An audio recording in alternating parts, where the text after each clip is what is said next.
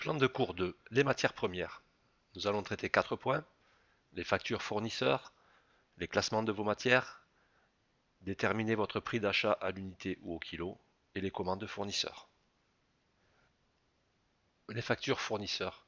Le classement des factures fournisseurs est un véritable enjeu pour l'entreprise, notamment en cas de contrôle par l'administration fiscale. Il ne doit pas être négligé, voici comment bien l'organiser. Cette méthode convient particulièrement pour les structures recevant un nombre restreint de factures, une centaine ou plus par mois. À leur arrivée, les factures sont centralisées dans un classeur à anneaux, à l'intérieur des intercalaires mensuels inversés, de décembre à janvier, permettent de séparer les factures. Les factures sont classées à l'intercalaire correspondant au mois d'émission par le fournisseur.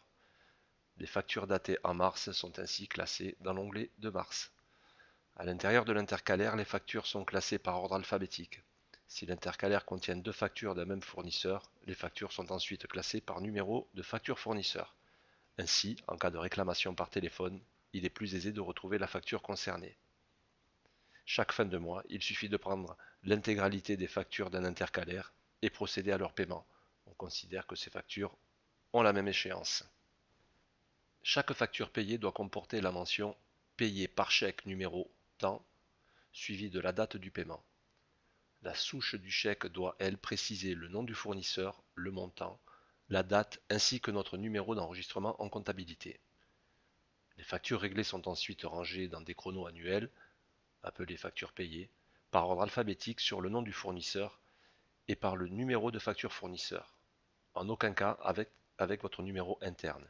En effet, en cas de réclamation ou de litige, votre fournisseur vous communique sa propre référence.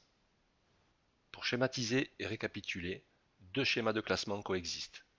Le premier, avant paiement de la facture, classement mensuel puis alphabétique, et après paiement de la facture, classement alphabétique par fournisseur puis par numéro de facture.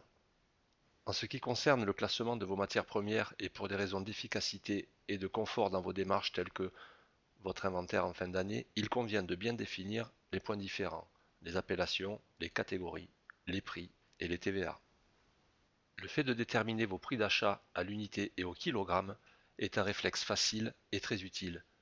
En l'occurrence, cela va vous permettre en un clic, après saisie de votre recette, de déterminer vos coûts de production, vos coûts de revient ainsi que vos marges.